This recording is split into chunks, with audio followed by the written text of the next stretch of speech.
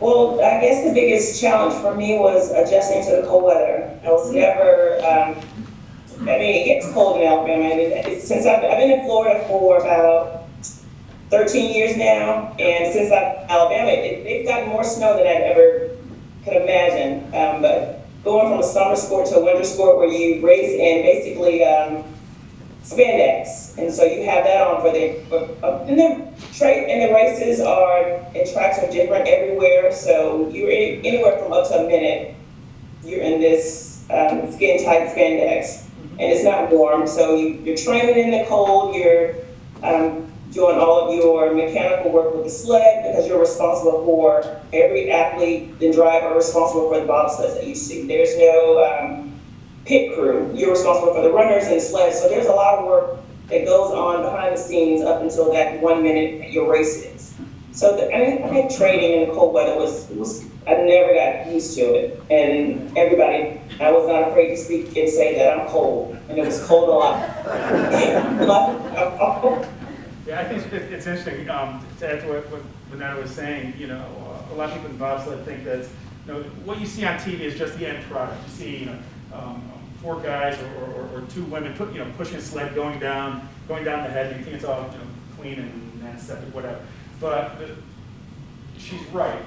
We are responsible for our own mechanics. We have to polish runners. You got four pieces of steel underneath the sled. Those are runners that are touching the ice.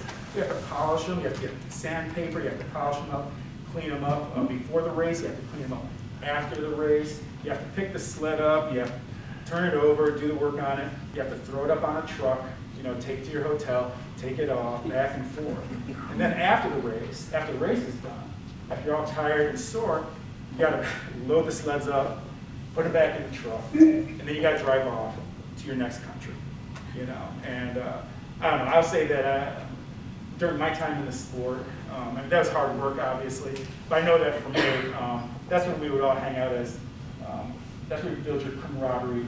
You share stupid stories and go through all kinds of crazy experiences as young people, and just cruising through, going from country to country to country.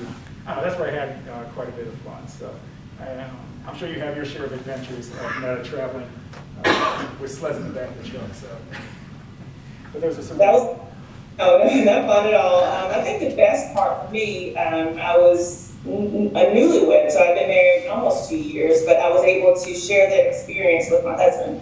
He became my coach and my strength and conditioning coach and my start coach. So it was